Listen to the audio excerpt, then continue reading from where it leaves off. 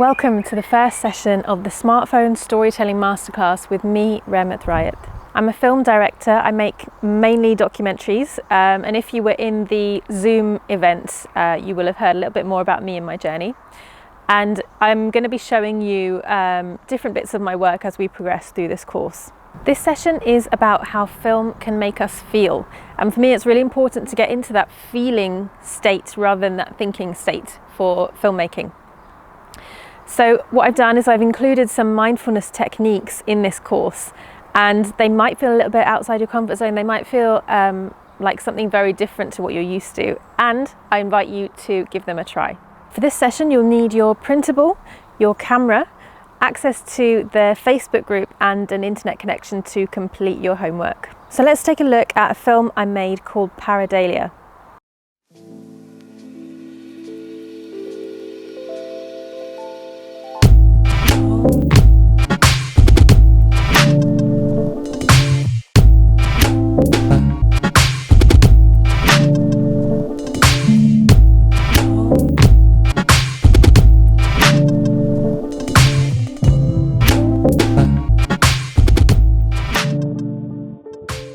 You can pause this video now and head to your printable where you can answer some questions. So one thing that I love about filmmaking is that as viewers, we can gain so much information in such a short amount of time. And as filmmakers, we have the power to create whatever we want. We can choose to create, something abstract, a bit more like Pareidalia, something moving. We can choose to create something mundane. We can choose to create something action-packed, something scary, all with just a camera and some tools which you'll be learning in this course. So it's the freedom that I love. So I mentioned the mindfulness part of this course. Now that's really important for me because a lot of the time filmmakers get kind of stuck in this kind of thought process, constantly thinking, and not allowing themselves to just be. And what happens when we allow ourselves to just be is that ideas can come to us, which we were maybe blocking because we were so kind of stuck in the technical side of the filmmaking or in making things happen. So when we allow ourselves to be, maybe new ideas come, and maybe we allow the story to unfold in front of us, especially in terms of documentary filmmaking. It's so much about allowing the story to unfold and finding ways of telling that story or allowing that story to be felt. So for me, it's really important that we're leading with our feelings.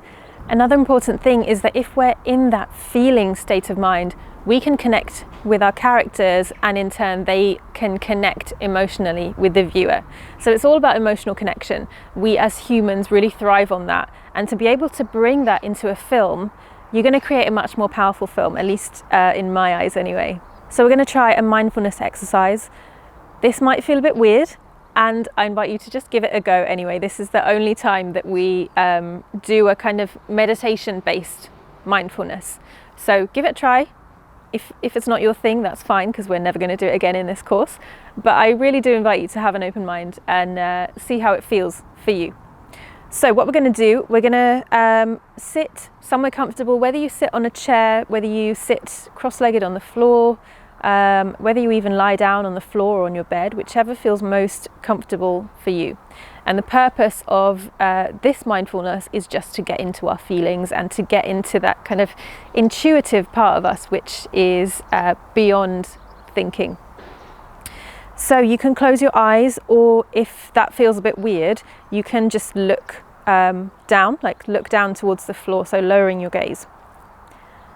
And from here, we're just going to begin to observe our breath. So noticing the breath as it moves in and out of our bodies. Maybe you can feel the breath in your chest. Maybe you feel your chest expanding and releasing.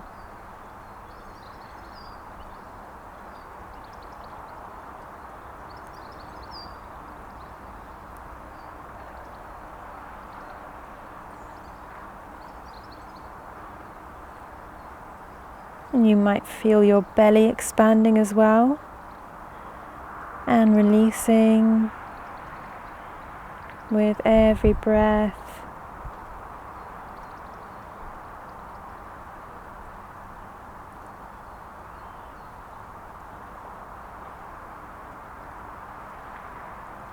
And maybe you can feel your breath expanding through the sides of your body, or maybe even the back of your body.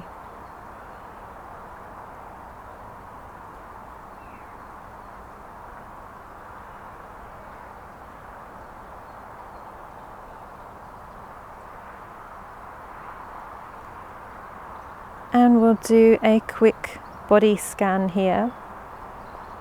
So we're scanning the body from the top of the head all the way down to the tips of the toes. And the purpose here is just to bring awareness into our bodies. So just scanning for any sensations, notice any aches and pains, just notice how your body's feeling today.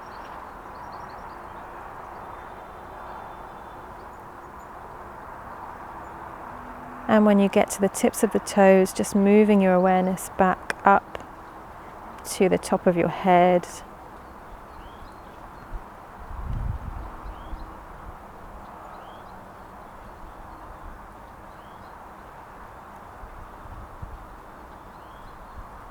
Good. And from here we're going to spend a moment just observing our minds. So our minds have this habit of just filling themselves with lots of thoughts, lots of things to do. And I just invite you to observe that and just notice what's going on in your mind today. Maybe your mind feels quite busy, maybe it feels quite calm.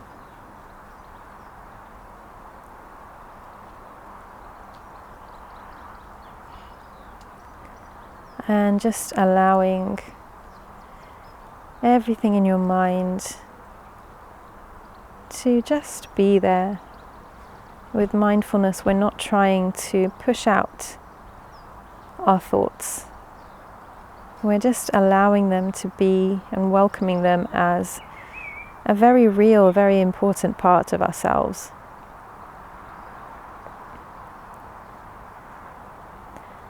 And maybe you can tune in now to the parts of your body which are touching maybe the floor or the chair. Maybe your back is resting in the chair. Maybe your feet are touching the ground. See if you can imagine yourself colouring in those parts of your body which are touching the chair or the floor.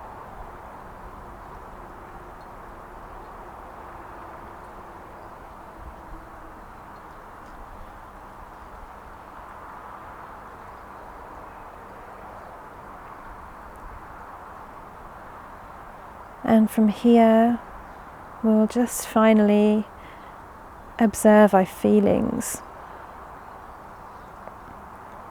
So just notice how you feel today, emotionally. What's going on for you today emotionally? You might be feeling quite calm and relaxed. Maybe you're feeling a bit stressed. Maybe you're feeling somewhere in between or something else.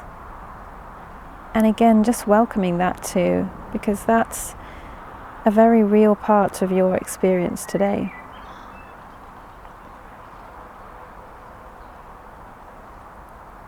Just accepting and welcoming everything that you are today.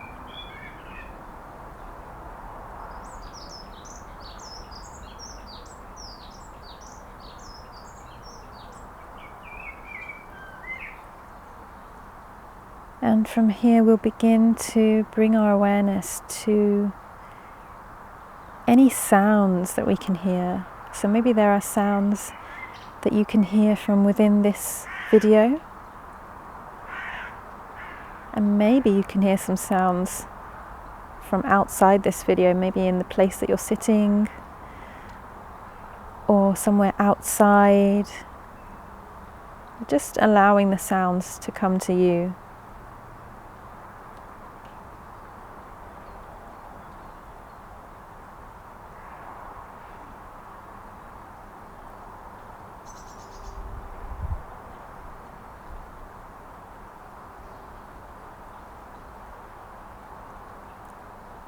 And when you're ready, you can just slowly open your eyes.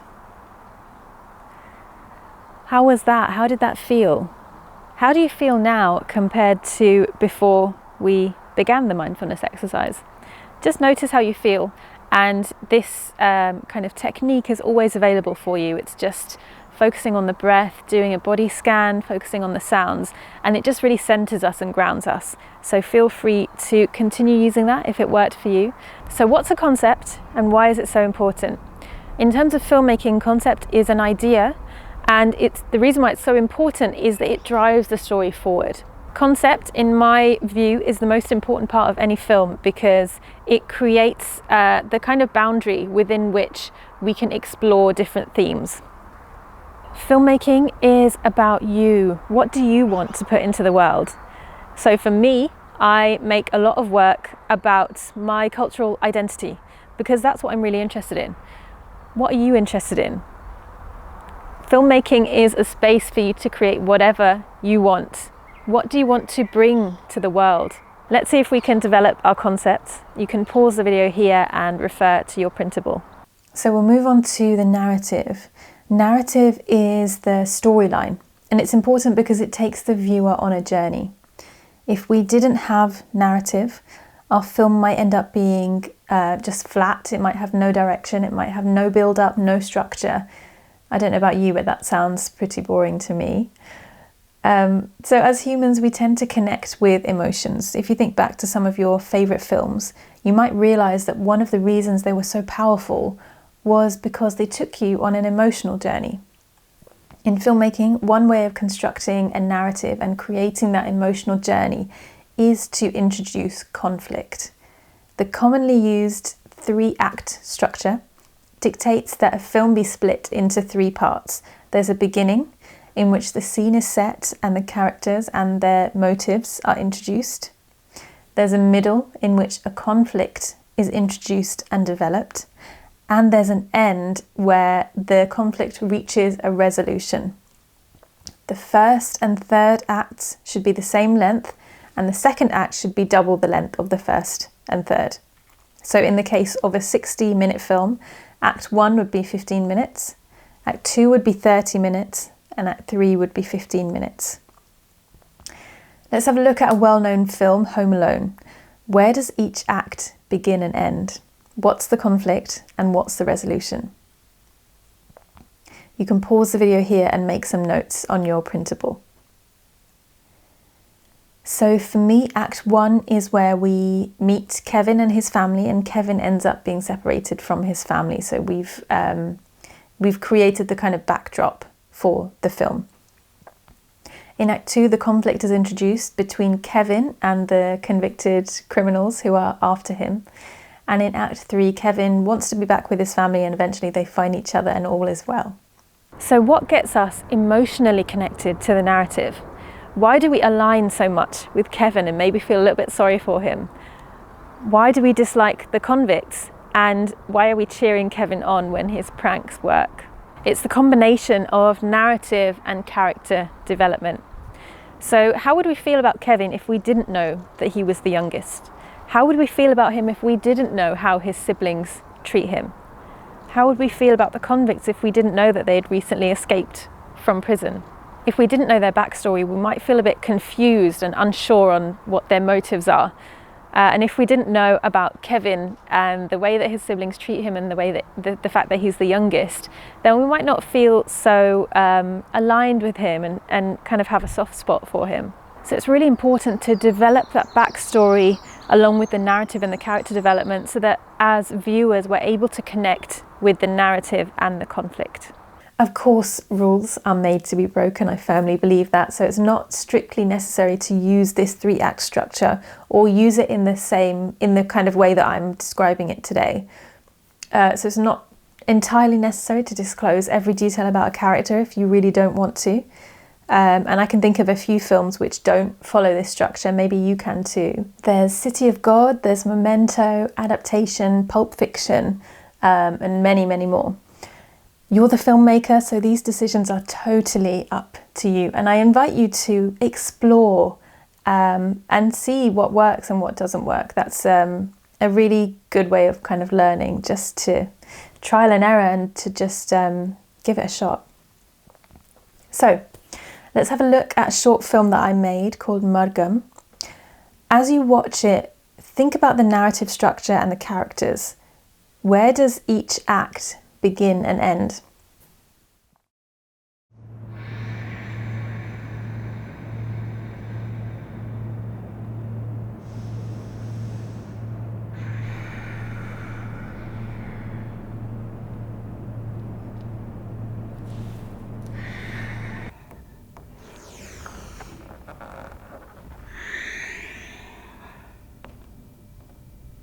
I'm in training all the time, so the physical side of it, I keep myself to that place where I can do it, but you really can't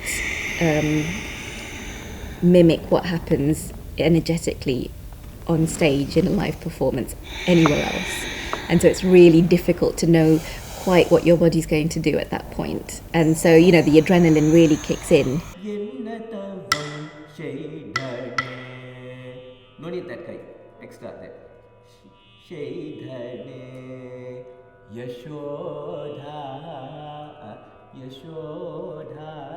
I always have doubts whether I'll be able to do it, not whether I'll be able to do it, but whether I'll be able to do it as well as I want to do it. And there are always elements which don't come together till the day of the performance, and that really makes me quite nervous. But I have to learn to cope with that, because I think that's pretty much how this sort of preparation works. There will be things that you just don't know till the day. Sorry, can you just say it both times? Working. 8:30 in the morning. I don't feel like being on camera. I'm so tired. I'm a bit more stressed than I thought I would be.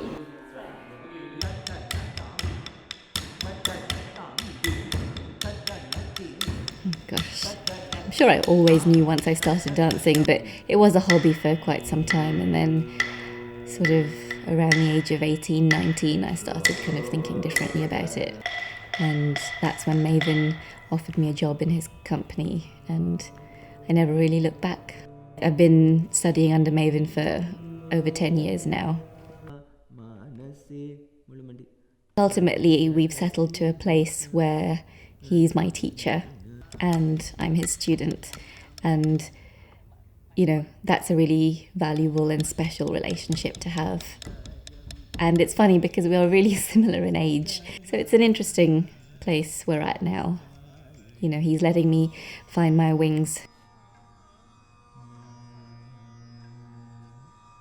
Unfortunately, he can't be here for this performance, so I think that's the biggest challenge, is for me to sort of fly off on my own with this and bring everything together on my own. Murgum means path and emotional growth that happens through the evening. So the dancer enters the stage, she begins with a particular work, and really each work that progresses from there is a continuation of an emotional state that grows into a kind of spiritual ecstasy. That's what one hopes to achieve through the Murgum. It's good. I still feel like I'm putting together the pieces of the puzzle. It's still very sketchy, but I'm excited.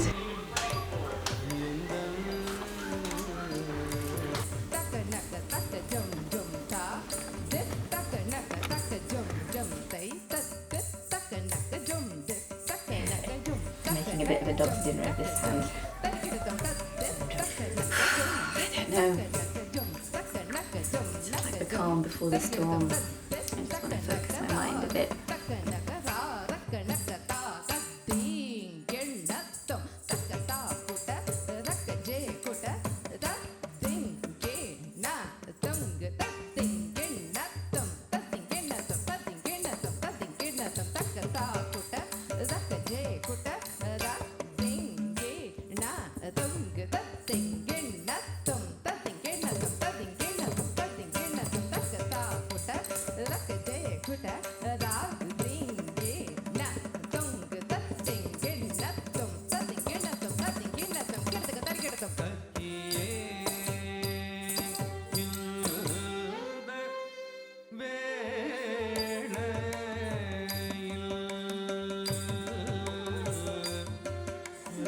I feel like I've given birth. Not that I know what that's like, but it does. It's just a sort of this adrenaline crash. It's quite overwhelming.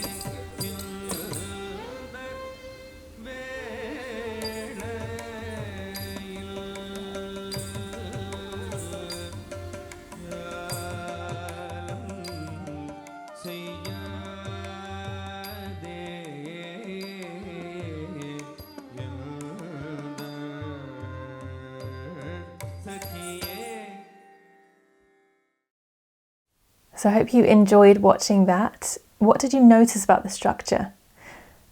So for me, the first act is where we meet Sita, and interestingly, her name is never mentioned in the film, which is kind of going back to this idea of how you don't always have to develop characters in a certain way. Her name was not important for me, so it wasn't something that we talked about.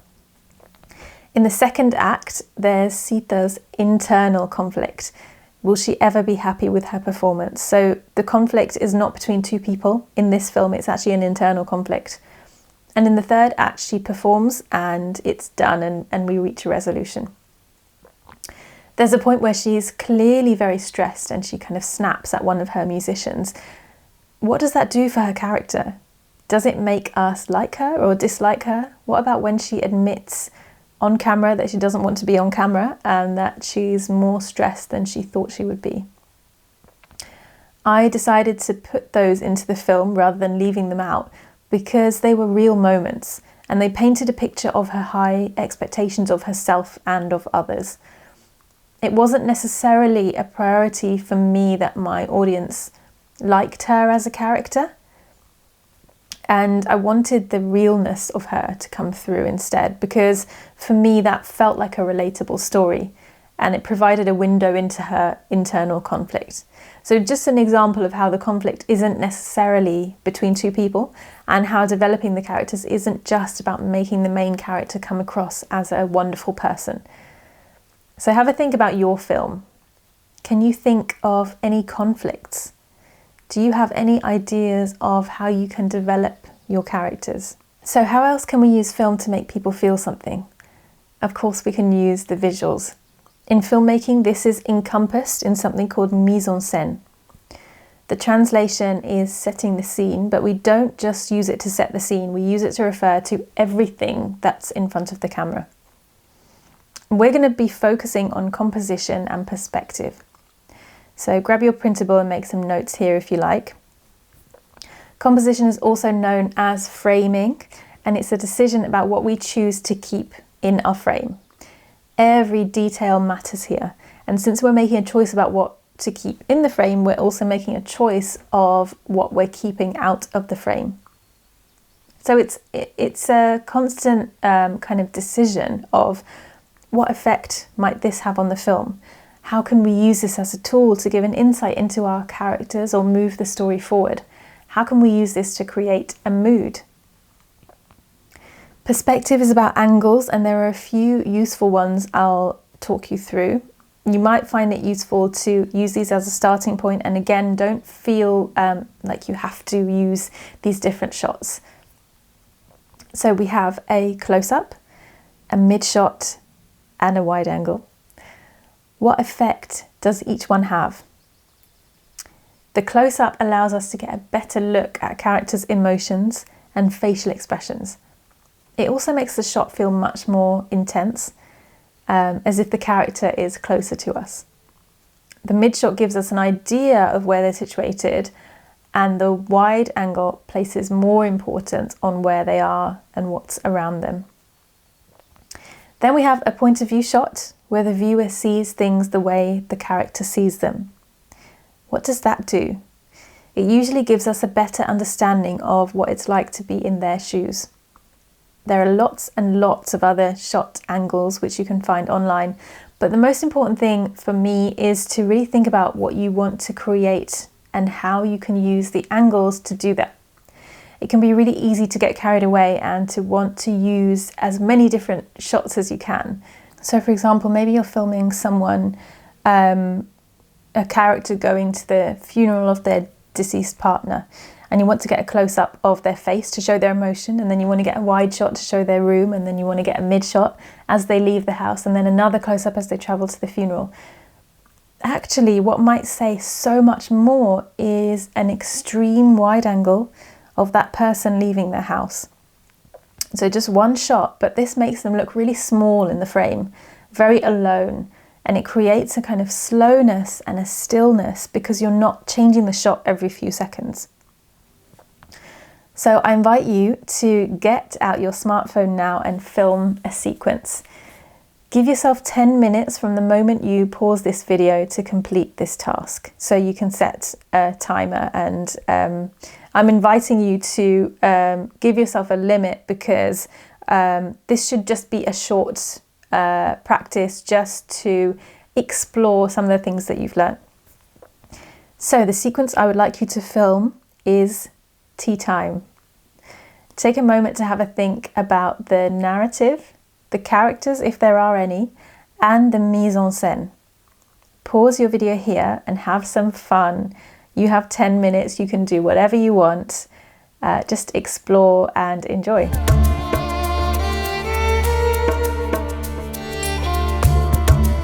You filmed your tea time sequence. How was the experience? Please reflect on the questions in your printable. We're coming to the end of this session, and to close, I invite you to share in the Facebook group something that you feel that you did well this session, as well as your experience of filming your tea time sequence. I'm giving you some homework, which is to watch a documentary called Mission to Lars, and you should have the link to that. Enjoy, and I look forward to seeing you in session 2.